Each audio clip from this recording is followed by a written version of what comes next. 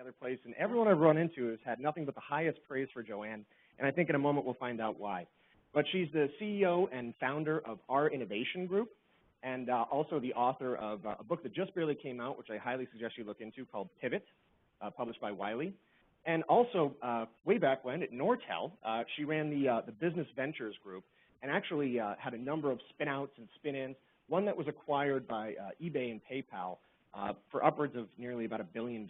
So she's someone who really knows how to do both radical, disruptive, as well as, to some extent, the incremental stuff. But I think that's not necessarily going to be our focus today. But nonetheless, Joanne, thank you so much for joining us today. Really appreciate it. Look forward to your talk. Okay, thanks, Kelvin.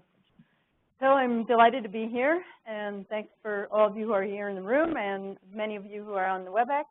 I understand we have quite a few there. I guess we're living in a global world now, and so actually seeing people is always not part of the reality anymore. So we'll call it virtual reality, which we studied a number of years ago. What I'm going to do today is I'm going to talk about innovation from our perspective, and we've had years of research that have gone into it, but we've also had a lot of very much practical experience, and I'll talk a little bit about my own experience, which sort of paved the way for how we've come to think about innovation today. So what we're going to do is we'll talk a little bit about our journey to becoming the company that we are. We'll also talk about the importance of a common language and a mindset.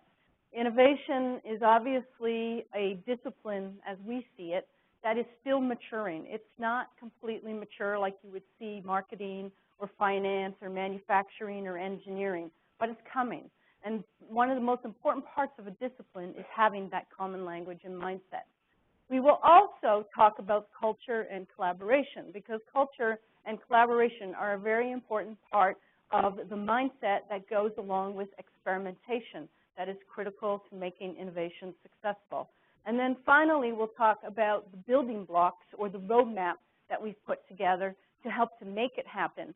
Our focus from a company point of view is less on the what, much more on the how-to. We know that innovation is difficult. We know it's not easy to make happen in companies, and that's why we've spent a part of close to 20 years now dedicating ourselves to figuring out how to make it happen. So the journey. Obviously, on a journey, there are many connection points along the way, and let me just talk about a few of mine. A few of you, I think, have heard that I was at Nortel. Before that, I was actually at Bell Canada, so I am Canadian, so if you haven't figured that out by now, by my accent, because I have my abouts that everybody figures it out from. I started many, many years ago looking at new business opportunities. It's been my passion to figure out how to create new businesses, both within the corporation and also through the startup world, because I've also worked with some startups throughout my career. And when I first came to Bell, I was actually asked to write a marketing plan. Nobody even knew what marketing was. That was back in 1982. And I think about innovation pretty much the same today. A lot of people still don't really know what innovation is all about. It's a great word. It's thrown around a lot. But what does it really mean? And that's one of the areas that we'll cover. Now, at Bell, when I was at Bell, I happened to be part of the Bell Corps, the RBOC at the time, the Regional Bell Operating Companies, the Bell Corps organization, and represented Canada. And I happened to be at one of these meetings where a guy by the name of Nick Ciancio from Pac Bell came forward and said, I've discovered this company that's going to revolutionize the internet. And the company was Netscape. So we all got excited at our meeting, and Nick said, you got to bring it home. So I ran back to Canada. I made a presentation to our board of directors at the time, and I said, this internet thing is coming, and we got to do something about it, and Netscape is really important. And this is the answer I got. The only thing that the internet could possibly do to our long-distance business would maybe to displace some international toll traffic. So think about it. Look at where we are today and what's happened to the telcos in the process of all of this. Now, needless to say, we did form a Simpatico, which was the internet service provider.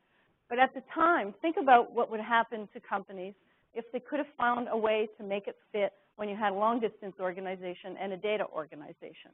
And many of these new business creation opportunities don't easily fit in what we're doing today, but they are the future for tomorrow. So that's sort of my Bell Canada sort of internet type story. So then let's go forward to Nortel. I spent some time, obviously, at Bell Canada, figuring out what we needed to do for new business opportunities.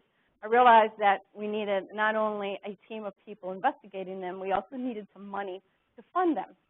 So when I went to Nortel, I took on the leadership of the internal venturing program, and we started from scratch. I was hired in, had to build the team. We created a portfolio of close to 200 people in the portfolio over time. We valued it based on valuation techniques that were being used at that time. It was worth about $200 million or so. And so we created a lot of value. But in the process of doing so, what happened is there were a number of other factors that were going on at the same time. One was Clay Christensen wrote his book, Innovator's Dilemma, and he said that big companies cannot do startups inside, and you have to spin everything out.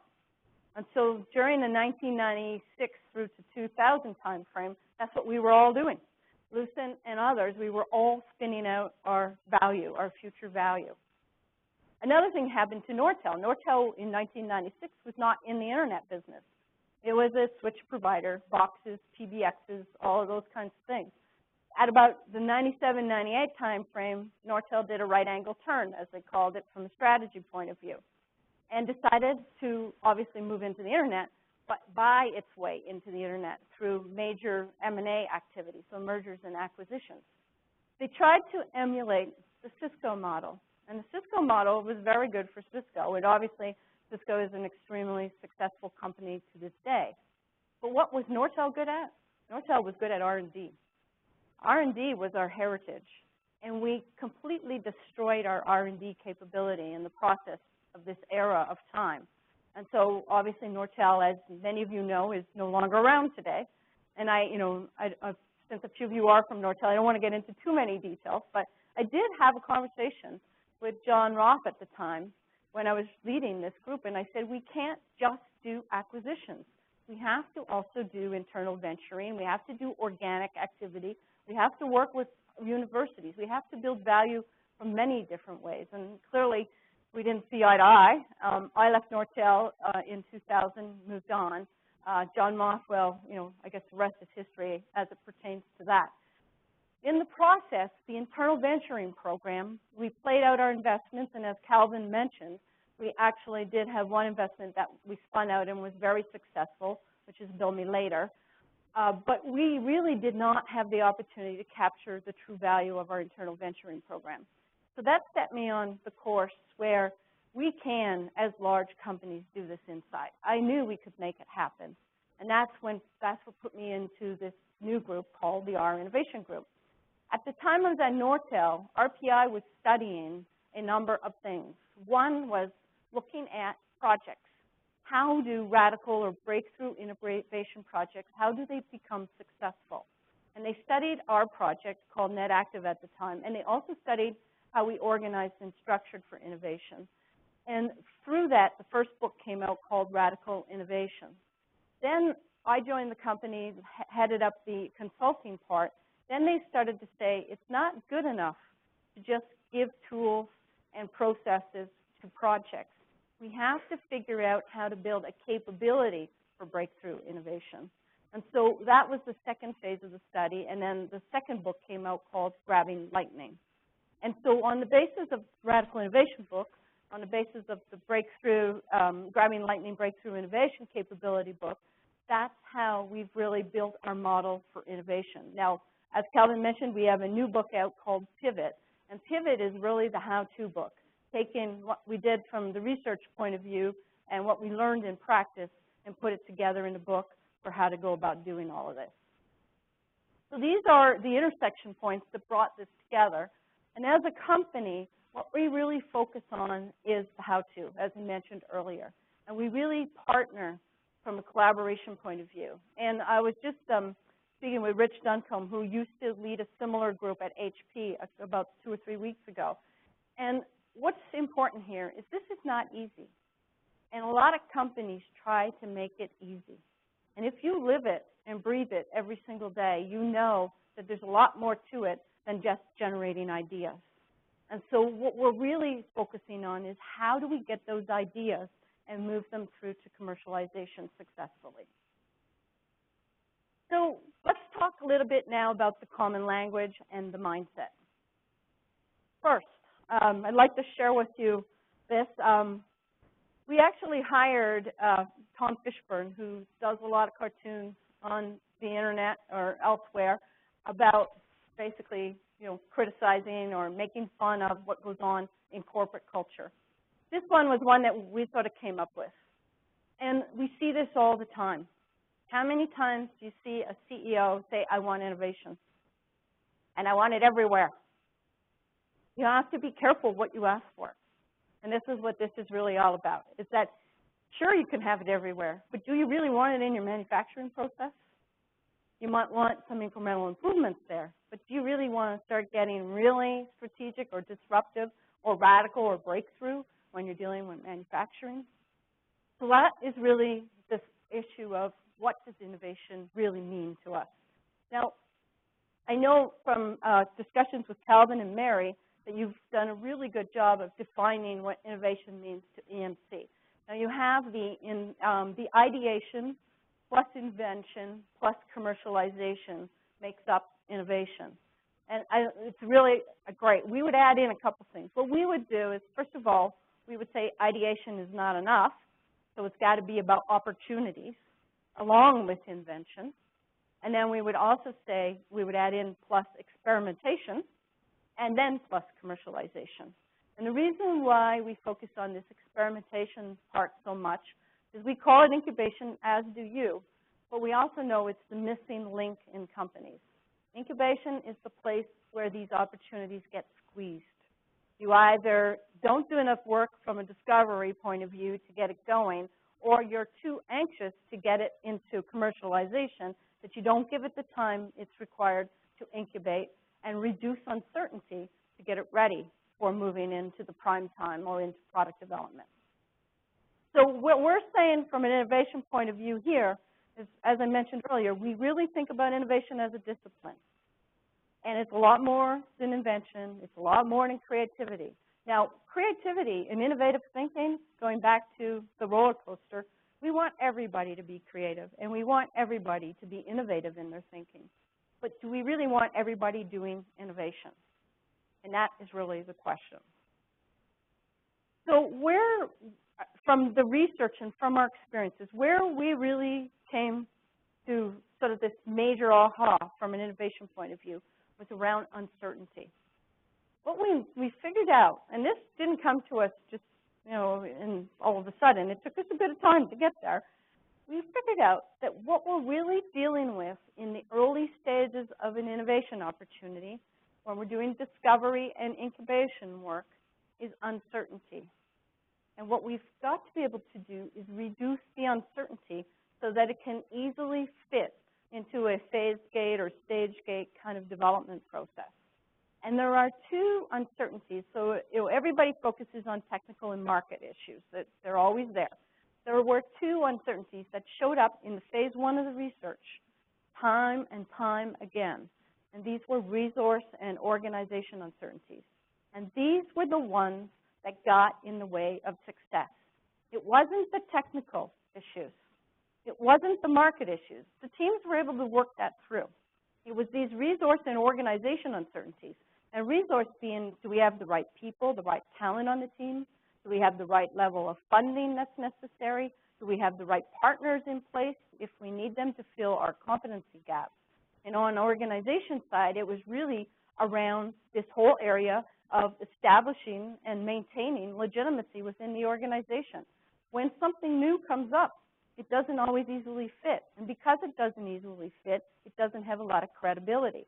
And so the whole area of getting the stakeholders aligned and the nature of the guidance process, how decisions get made, what are the metrics that need to go along with this or the key performance indicators to make this successful. These were all of the areas that were getting in the way of success. And so we now think of uncertainty across a spectrum that includes the technical, market, resource, and organization issues. So what we've done is we've taken this and we've created our continuum. And we have the green world, which is over here on my left, your right, which is really much more the world of incremental innovation, something that we're fairly comfortable with. mind you, in some consumer companies that we work with, they even find incremental innovation a stretch because they do a lot of more sustaining innovations just to kind of keep up. But where we really see the value from an innovation point of view in terms of where we've come from the model is how do we deal with this evolutionary and breakthrough area? And in your terms, the evolutionary would include your adjacent and disruptive areas, and then clearly breakthrough would be your radical realm. What we've seen here, if I could just kind of point here, is that in order to do this well, there has to be some kind of strategic intent. You have to know what you're aiming for. It's great to ask, put an innovation challenge forward, ask people to generate ideas, but they need to know what you're really looking for from an investment point of view. And when we were at Nortel, we did the request for proposals. We asked the employees to bring their ideas forward. We didn't get a lot of value. We had to do a lot of work to turn them into opportunities because we weren't really clear on what was our strategic intent. That was one of the things that was really missing. The other here is the timeline, obviously, is longer. And we also here talk about, we contrast the voice of the customer, which is obviously everybody talks about listening to the customers, and we're not saying that it's not a good practice to listen to our customers. But as we move further out from our core, it's not necessarily our existing customers that we want to listen to. And so that's why we talk about the market voice and opportunity recognition. And as we get even further out, it's the future or technology voice and opportunity recognition. And then down here, we talk about, the focus going from existing customers to adjacent markets and then on into new markets and customers. Here, phase gate process for product development works very well from an incremental innovation point of view. It's designed to deal with technical and market issues. The resource and organization issues are not well addressed there. And we know when we're dealing with these early strategic innovation opportunities that those uncertainties are going to be higher. And so you see a lot of times where these projects don't pass the gate. And they don't pass the gate because they just can't compare, because you're looking at apples and oranges. Or in Europe, because I know we have some Europeans there, we've got pears and apples because they don't use the orange analogy. So the idea here is that we have to get them ready. And we get them ready by using what we call the discovery, incubation, and acceleration model. And that then reduces the uncertainty to a point where it's fair game. We're comparing apples and apples. We're not competing on an unequal level. And then over here, one of the big issues is knowing how to transition. A lot of times, these groups get discovery and incubation going. Then when it comes time to move it into commercialization or into acceleration, it falls. It just kind of gets thrown over the fence, falls on the other side. Nobody picks it up. Or they do pick it up, but they can only see their side, and they incrementalize it to force fit it into what they know. Okay, so what we're managing here from the model point of view is really looking across the innovation continuum and dealing with the uncertainty that we're dealing with. So this is low, medium, and behind the box is high. So as part of this, we also uncovered another thing, that it's very difficult in corporate culture to admit what we don't know. And yet, it's fundamental to our success when we need to reduce uncertainty, because uncertainty, by definition, is we don't know. And we have to admit what we don't know in order to set up the tests and our assumptions that are necessary to go out and reduce uncertainty as a result. So we find that this admitting what you don't know is a major obstacle to being able to move forward. The second is to bring some discipline to chaos. We've heard a lot about, well, innovation is really about serendipity, and you just kind of let it happen, and if it happens, then we'll find value. So wrong. It's a combination of creativity with some discipline to be able to move things together so that when you're working on an opportunity, you move forward, you make progress, you reduce your uncertainty, you use your learning, you go through iterative stages to be able to make that happen. So we're not talking about discipline to stifle innovation. We're talking about discipline to bring some order to the actual progress. The third area is communicate, communicate, and communicate more. As I mentioned, I started off my career in marketing, and back in those days, it was a retail world, and it was like called location, location, and location. So I kind of took that one, and I said, all right, what would be comparable in this world? And it's all about communication. When we sit in a room and we talk about innovation, on a high level, everybody shares that common language. When you start to get into the details, you'd be surprised about what people really think about innovation. So what we say is you cannot over-communicate. The more you communicate, the easier it is to get stakeholders aligned, get that common language going, and be able to build that shared mindset about what we're really accomplishing as a company together. And then finally, if you don't focus on these, what we have seen is you risk failing because of them. Okay, so this part of the uncertainty, if there's anything you can kind of take away from the ABCs, I personally think that it's admitting what you don't know. Being comfortable admitting what you don't know and asking questions rather than having answers. Now, what are your elephants? These resource and organization uncertainties, and I can speak to this because back in the era that I was at Nortel, I just thought these people were stupid. They didn't get it, or they were out to sabotage what we were doing, or they were playing political games, or, you know, I could kind of go on and on and on because we were really trying, we thought, build value, and we had a lot of opposition along the way. And now, I wish, you know, the benefit of hindsight, I wish I had known what I know now, and what I know now is that these are these resource and organization issues that we did not manage well. We did not address. We did not know how to address them. And those become the elephants in the room. It's the words that are not said, unstated, that actually get in the way of us being successful.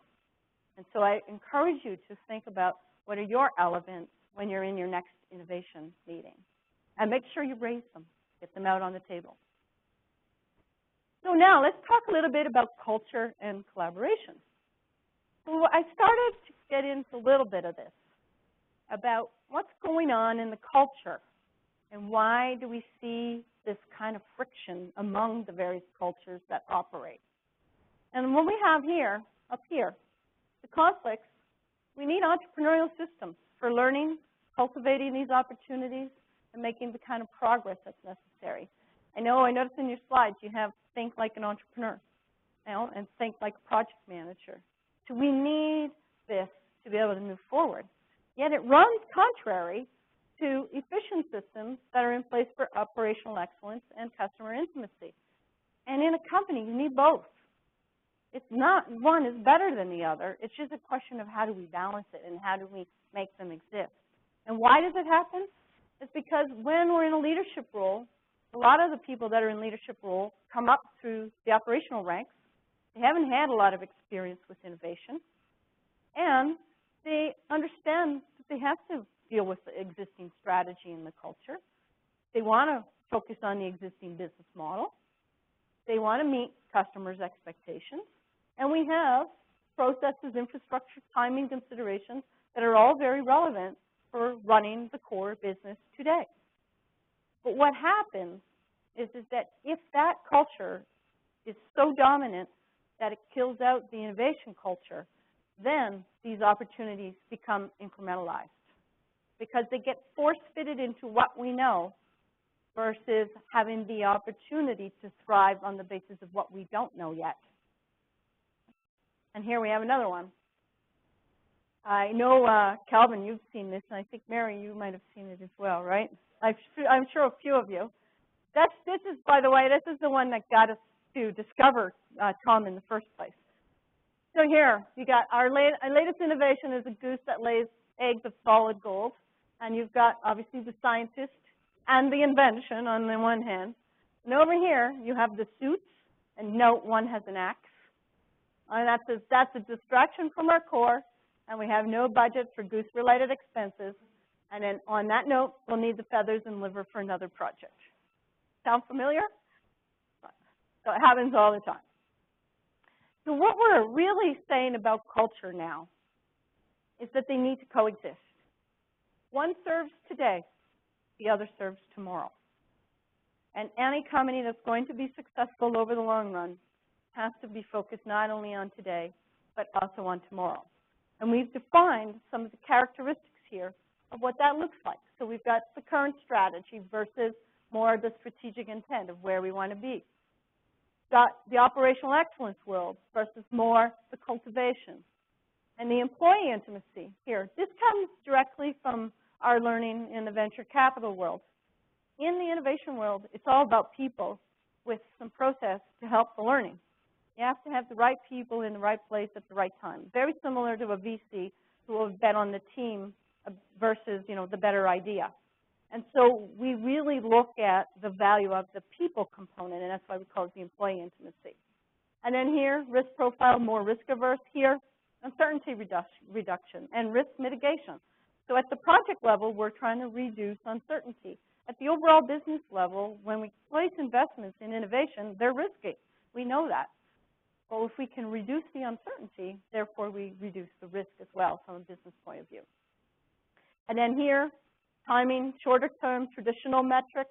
Here, longer term, more of a portfolio approach because we know that not all of these investments are going to be successful. And if they are being successful, then you probably only have incremental innovation happening. Now, this is not easy. This is a dilemma. How do you do this? And most companies don't do it well. The pendulum swings back and forth. In fact, IBM, that we've studied a lot over the years, they did a really good job of reinventing themselves, bringing out their emerging business opportunities and all of that. But at one point in time, they decided that they wanted all of their leadership to be ambidextrous. And what happened is they swung from having a very strong core over to everybody focusing much more on emerging business opportunities, and they started losing sight of the core business and keeping their eye on the ball. And then they realized that it's about an organization. It's not about the individuals themselves. And so it has to be managed from an organizational point of view. And here, we want one part thinking about how to sustain the current development trajectory. We want another, much smaller part, by the way. It is not about a lot of people. It's about a focused group of people innovating for new growth. And that's the balance between the short-term profits and then the long-term growth. So that's what we think of as the ambidextrous organization. We think of it at the organizational level, not at the individual level. Now, there are people that can do both. I've seen them, but there's very few people that are good in both worlds, and that's okay. For example, I obviously err on the innovation side. Do not put me in an operational role because I would not do well. I know that. First of all, I wouldn't find it to my liking, and secondly, I probably don't even have the right kind of experience to do it well. Okay? Now, here are the building blocks and the roadmap that we've created to get us from identifying an opportunity, conceptualizing it, taking it through experimentation, and getting it to a point where we're ready for development and the commercialization or the acceleration that's required. So I have another one to share with you. This one is here. Want to go in a new direction. So bring in the consultant to help you.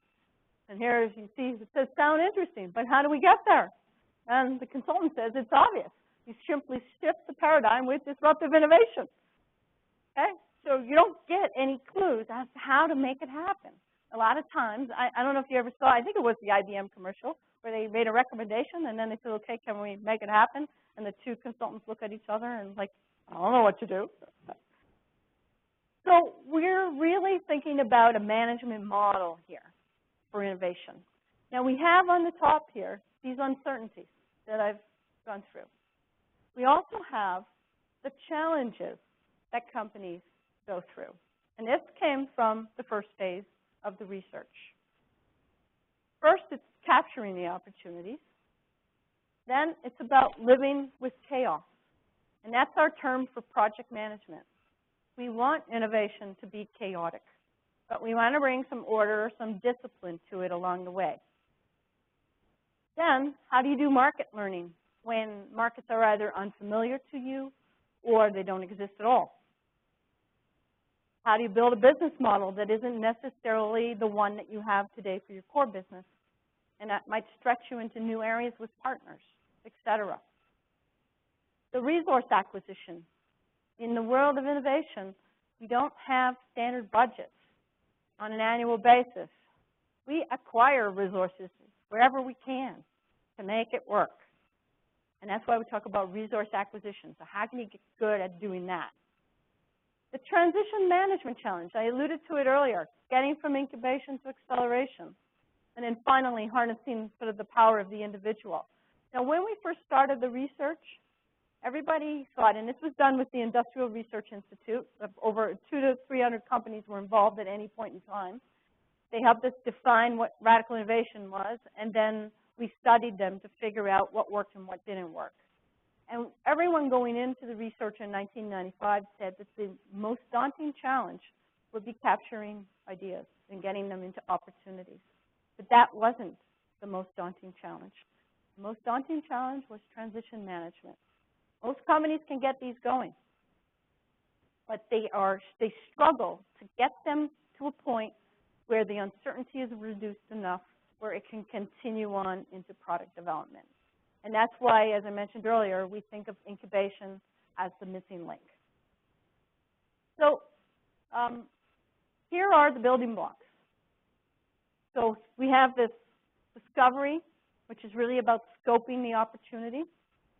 And here, what's really important is planting a business vision of what could be. When we're looking at these opportunities, they're most often a culmination of ideas that form the opportunity. And that also means that there's a number of application possibilities associated with them as well.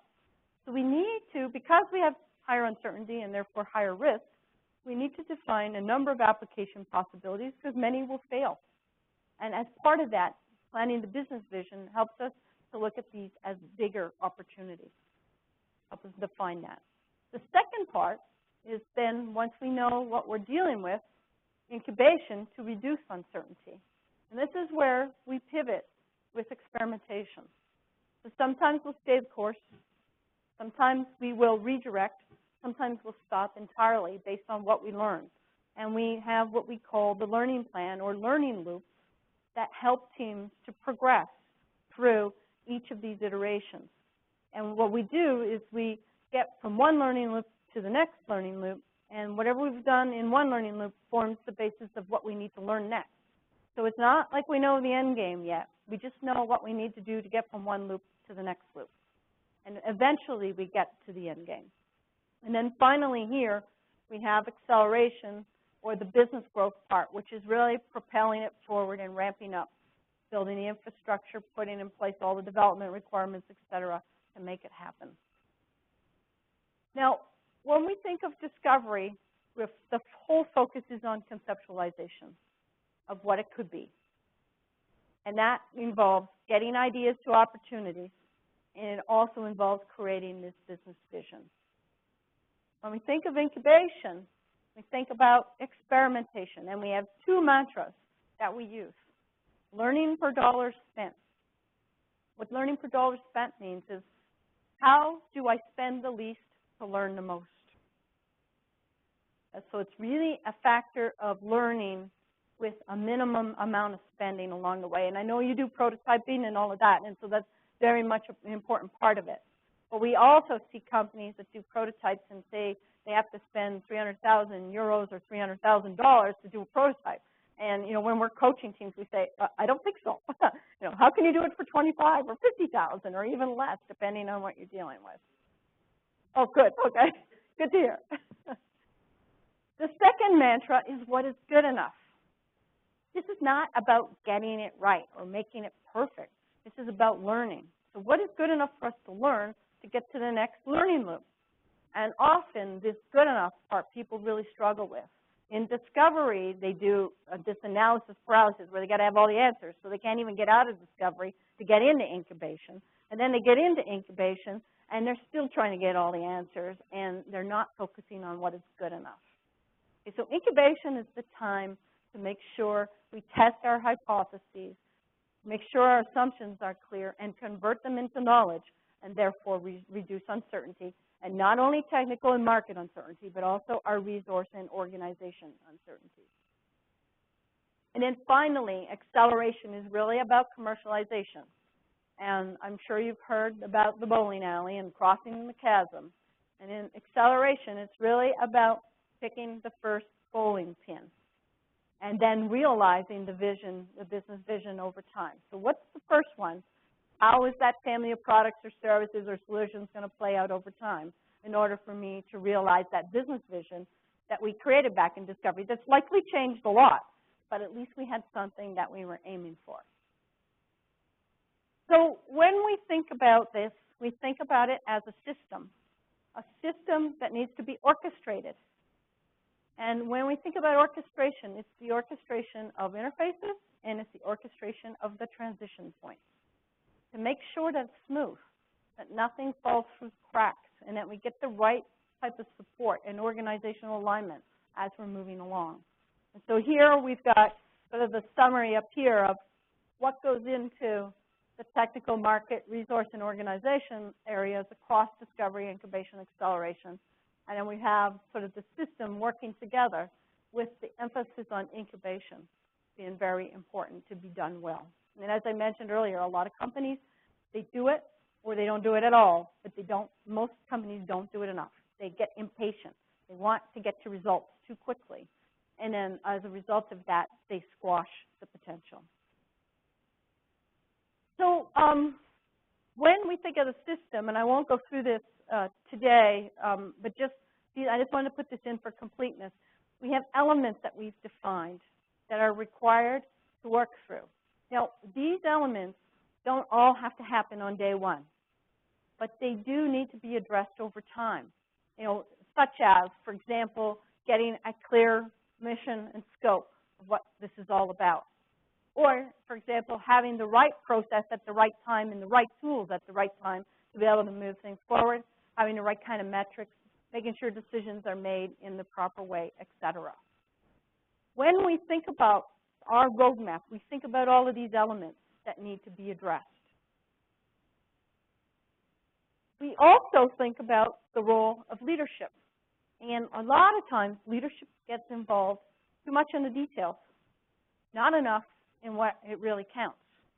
And the two areas where we see that are fundamental is charting the course, setting strategy, getting involved in the dialogue about where are we going and why is innovation important to us. And I know you've done a lot of that in EMC because I've seen it in the slides that Calvin and Mary shared, but I've also seen it in your website and I've seen it in other discussions as well.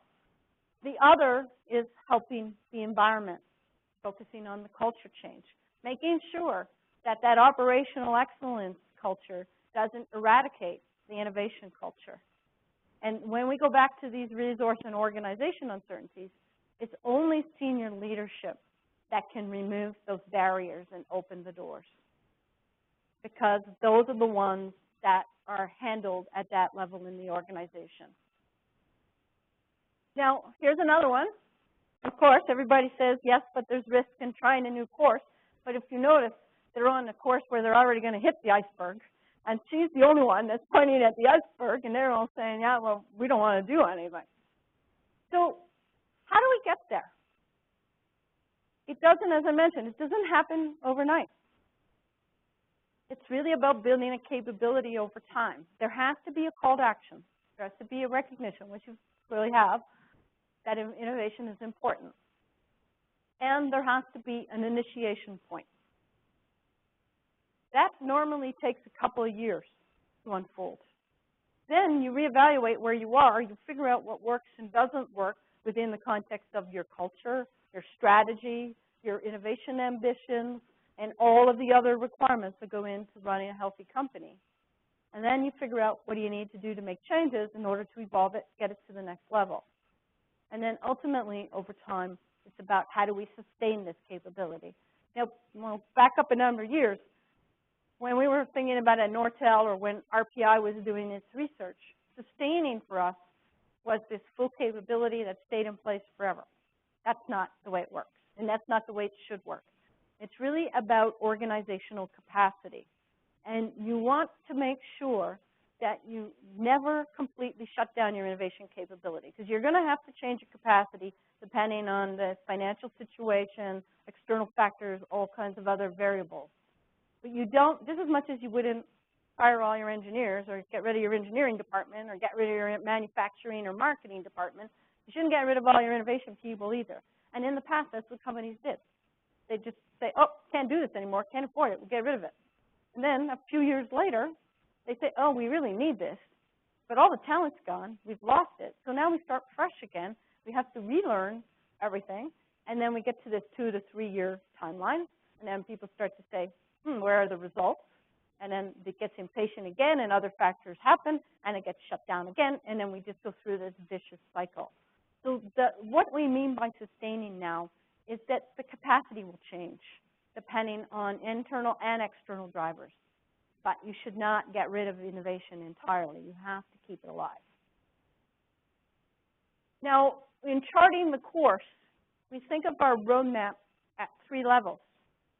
One is at the strategic level in terms of what needs to be done. And we've covered the strategic or innovation intent and the field, talked about the culture part and managing education and managing expectations, and the education that goes along with it.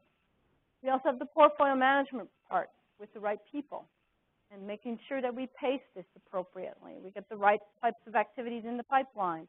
We have a healthy portfolio over time. Doesn't need to be a big one. We need to know what it is. Some companies, they have maybe 2 or 3 of these going on a year, such as some of the work that is going. But they're very clear what the objectives are. They know what their cadence is. They know how much they want to bring forward over time. And then down here, at this level, we're really focusing on learning. And what do we need to do to make progress to reduce these uncertainties and get through the milestones that are necessary? And what we did then is we also built out programs and tools to help in each of those areas so that teams can continue to do the learning and have the right kind of infrastructure or support and strategy so that it's a continuous capability rather than piece parts or just individual projects here and there. And when we look at innovation maturity levels, we look at kind of where does a company want to be. And down here on the one, it's in ignorance or denial. Some companies don't even recognize that innovation is important for them. Here you kind of get into awareness by a few. 3, processes are an add-on, and that's where most companies are. They have processes for innovation, and they know that they need to do it. But when you start getting into a more integrated approach and when it becomes part of the mindset, those are the companies that are becoming very successful in terms of being able to continue to grow and also reinvent themselves. So, I guess the question is and I know we're going to go to questions, maybe we'll come back. Where are you today and where do you aspire to be? Are you happy where you are or do you want to get further? And, those kinds of questions. So the conditions for success, as far as we can see, based on our experiences, is building innovation as a sustainable capability. And it has to be clear up front, what's the game? If I were ever to go back into a company again, I have a rule of 5 that I would use. My rule of 5 is that you need at least 5 senior people engaged and committed. And in our industry at the time, I would say, I would want $50 million of investment over 5 years. I would want a runway of 5 years. And that's my rule of 5 for moving forward. Now, obviously, in the end, this is about a mindset and a discipline and bringing it together. Everyone, in the room and on the WebEx, you all are hired by EMC because you have IQ. What makes us successful in innovation is EQ. Because you go back to these resource and organization uncertainties, it's all about people. So we have to have a very high level of emotional intelligence to be able to maneuver through all of the requirements to orchestrate this. And so that's when we think about the mindset. It's the combination of our intelligence with our emotional capability on top of that, plus being able then to also deal with discovery and incubation. And, the discipline here, we actually, when we're putting this together, I was thinking this is maybe a little too chaotic for what we wanted to represent. But there are arrows coming and going and all of that. So the discipline is a light touch, not a heavy touch. But it's necessary, as I mentioned earlier, to make progress. So in the end, it is about finding our own little rainbows along the way. And I guess that's also a beach. I just actually was on vacation and I came from the beach, so it kind of resonated. So I want to thank you all, and I know we're going to questions, so thank you very much.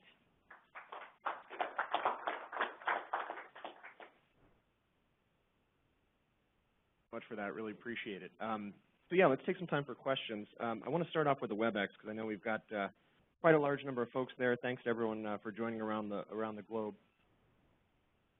And yeah, absolutely. And so if you haven't already, I know we've already got a couple of questions in the WebEx, but if you are joining via WebEx, in the chat window, you want to actually send to everyone. So there's a little drop down there. You click on everyone, and then just go ahead and add your question. And what I'll do is just read some out to you, and then let you voice them over, if that makes sense. Great. So the first question that came in about halfway through, which is a great question. You addressed parts of it, but I think we can dig a little deeper, is from Paul Zonfrillo, who's one of my favorite innovators. We got so many of them within the company, but he's done particularly well with a couple of his ideas. So he says, the risk and investment you speak of are not only in real business dollars, but in political capital. Any tips on how to convince those whose success is rooted in operational excellence to risk some of that political capital? That's a great question. Yeah. What I did not mention is the third phase of the research that RPI is engaged in right now is all about the importance of people and institutionalizing innovations for people, and are studying a lot of that. That's not an easy answer, because in the end, we talk about doing the best we can to get people on board. And we're not always going to be able to get everyone on board. So yes, we can convince them by the fact that we're working as one company, and what you're doing today is important, and what we're doing for tomorrow is equally important, and you can have that kind of conversation. But in the end, there are certain people that will not risk their political capital because they're too grounded in operational excellence. And what we say there is you try to neutralize them as much as possible. And how do you neutralize them? You build other supporters that can surround them and, flank them basically, so that they're not obstructive, but they're not necessarily going to be supportive either. And, this is, we have tools where you do stakeholder assessments, and you talk about what kind of messages. You need to understand who your stakeholders are. You need to understand what their motivations are. And you need to do all of that research, and you need to do it very well. But in the end, there are certain people that just cannot get out of that world of operational excellence. So if at least you can get them to say, okay, fine, what you're doing is all right, but don't ask me to be a part of it, then that's good. You're right, so there are workarounds. Yeah, well, there are some mavericks, yeah. Actually, in one company, we saw mutiny. Oh, no. we're not proposing mutiny today, believe me. Yeah. We're not proposing mutiny. Fair. Thank you for that answer. So we'll take one more via the WebEx, and then we'll switch to the room. And Satish, I do recognize your question. We're going to come back to that. Please send me an email or send an email to innovation@emc.com. That's more of an internal conversation, and we want to leverage Joanne's time in the right way. But a great question from Steve Graham. What are some examples of companies at levels 4 and 5 in the maturity model? So you showed, yeah. Yeah. Okay. John Deere is up in the 4-5 level. IBM has been up in the 4-5 level. Not sure lately because it kind of dropped a little bit in our estimation. Because I know it's good for you guys. Another one is Corning. Corning has been up there, and the reason being is that they almost lost their shirts, as you probably well know, during the with fiber optics. And they were able to reinvent themselves into Gorilla Glass and all kinds of other things. And I've been reading lately, because we haven't been working with them as closely, I've been reading lately that they're starting to move on to other bases of their core competency in glass into other areas as well. So those are the kind of companies we would put up there. Lego has gone up there as well. Lego suffered a lot. And then they reinvented themselves, and they've been doing very well recently. I run into Lego. I actually teach at the Danish Technical University, so we actually run into a number of Danish companies. And Lego, I saw them 5 years ago. They were really doing poorly, and now they're doing exceptionally well. So even when you get to the 4s and 5s, you don't always stay there.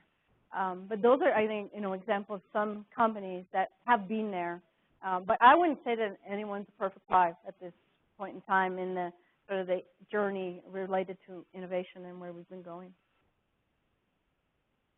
I'll bring the mic around. Harrison Roberts, please.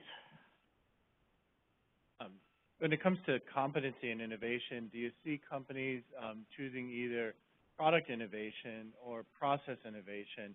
So companies like Dell really excel at sort of the process innovation, coming up with better ways to wring out costs from manufacturing.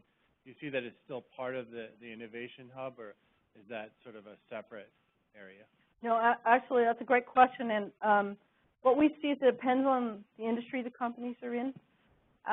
But number of companies, for them, innovation is product, process, services, all kinds of different types of innovation. Even we've been working with Westinghouse, and they're doing organizational reinvention using innovation to do that.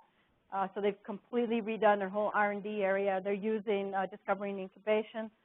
In fact, Kate Jackson, who's the CTO, said if you don't have a capability to do that, you're just investing in endless science projects. So they're really trying to get out of that science mindset and using innovation to do so. So we're seeing it in a lot of different areas. We also work with a company in Denmark called Grundfos, and they have a lot of product innovation. They have some solutions and a little bit of service innovation, but they also have process innovation that's happening on their manufacturing side.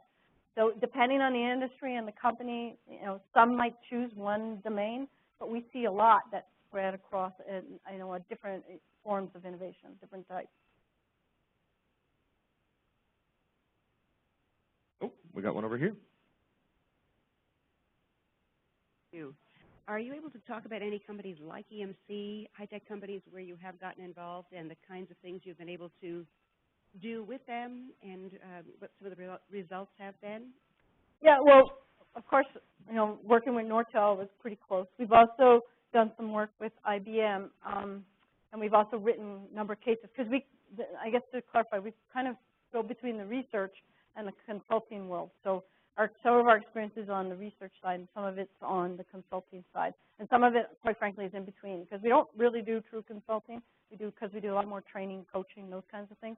So we've worked with, my experiences in Nortel, of course. We've worked with IBM. We've worked with a few of the Danish companies that are in more the high-tech area as well. What I find in the technology companies is that the technology is the source of innovation in many cases, and then you build the opportunity out around it. And you have this question about sort of the market pull and technology push. And in the high-tech sector, we see a lot of technology push. And there's a lot of criticism of that because everybody's saying there should be market pull. But what we're saying is you need the two together. And so a lot of the work we've done in the high-tech area is very technology intensive. And it's about putting the business wrap around the technology so that we can reduce the uncertainty and then get it to a viable product or service or solution, whatever sort of you're aiming for at that point in time. So that's kind of the experiences that we've had. So I've had the personal experience, we've got the research, and we've worked with companies. Unfortunately, I can't get into too many details, but I think that helps. Okay. 5 more minutes in Q&A, if you don't mind. Okay. We'll switch back to the WebEx. Great question from Vladimir. I'm guessing it's Vladimir Suvorov, although he doesn't identify himself. But great question, Vlad. How do you persuade a business unit that's already had its own strategic plan in place, call it their existing roadmap, right, for X or Y number of months, to add some innovation into their plan, right? How do you kind of inject innovations that perhaps the innovator or even a group of stakeholders think are highly relevant, and how do you kind of convince them and say, this is something that we need to include in the next product release or get on your roadmap? Okay. This actually is another great question, and this goes back to this whole area of transition management. What we're finding is that the conversations with the business units happen too late. If they happen earlier, then the level of engagement is more of an us and us rather than an us and them type of conversation. And so we've taken transition management and really built out a whole capability or process around it, which starts in sort of the early stages of incubation where you start having dialogue. You get the right stakeholders engaged as you move things along. And that way you're ready to be able to put things on the roadmap because they're a part of it and they're actually engaged in helping to move it forward. And then they actually, one company, Moen in fact, has negotiated with their business units where they have a slot on the roadmap, but they don't know what it's going to be. They just know that they have a slot there. And then they work together, and when it gets closer to the end of incubation, then they pick the one that they're going to put onto the product roadmap. But that's because they've had a dialogue much earlier, and they've used transition management in a very guided process, which was very much about building alignment and getting the engagement of those in the business unit. Because a number of the folks on the WebEx and certainly in the room are involved in the innovation roadmap process at EMC. An important caveat to add here. I know everyone's they're laughing because I have a little plug here, but this is important for the innovators, especially on the line. We're going to do something a little different this year. So after what Joanne just said and talks with her and others previously, you know, sometimes we have been a bit too delinquent in terms of approaching the PMs because the product managers, partially because sometimes it's a center of excellence or a cross-cutting organization that's actually facilitating the incubation. Then you need to kind of sell that back to the business unit on the back end. Yeah. So approaching April, for folks on the line who are curious, now that you have your business cases and your proof of concept definition documents completed, we're going to have a very important meeting in April that's going to be with your existing sponsors and the executives, which will be kind of a traditional go, no-go decision. But we're also going to be mapping in the product managers that could be the relevant kind of implementation path. So whereas in the past we may not have communicated with them until further on in the process, we want to do that early this year. So to that point, I think Joanne makes a phenomenal thing to bring up here. And Ed, I think you had a question too.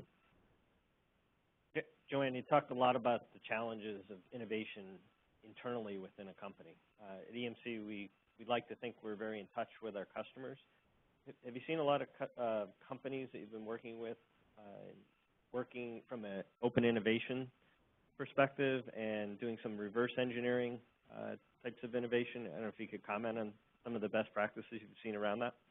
Yeah, well, first of all, I would never say we're at best practice yet in innovation. I would say we're in sort of emerging leading edge type of practices. But best practices, once you get to best practices, you're kind of looking in the rearview mirror because It's been defined.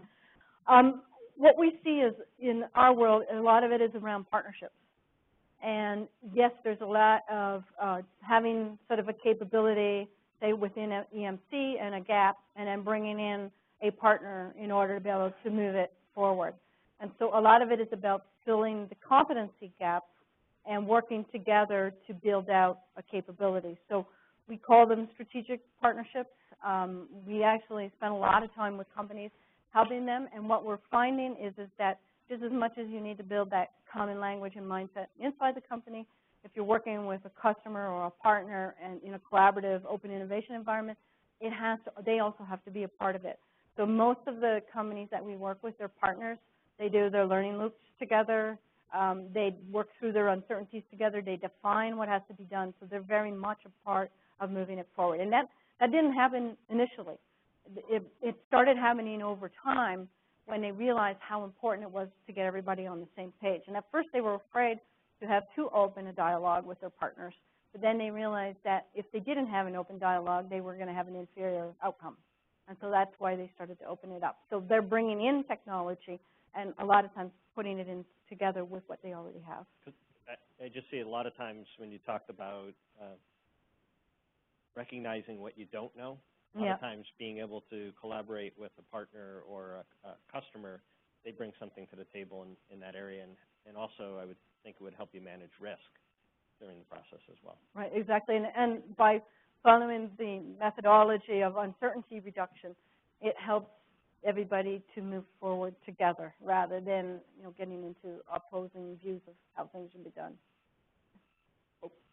Yeah, so I think we have time for just one more question. We'll default over to Joe here. But for the additional questions on the WebEx, I do apologize we weren't able to address all of them. This will be a continuing conversation with Joanne, and we'll see what we can do to answer some of your questions offline as well, okay? As a Canadian, I was just wondering if you could comment on what happened with RIM.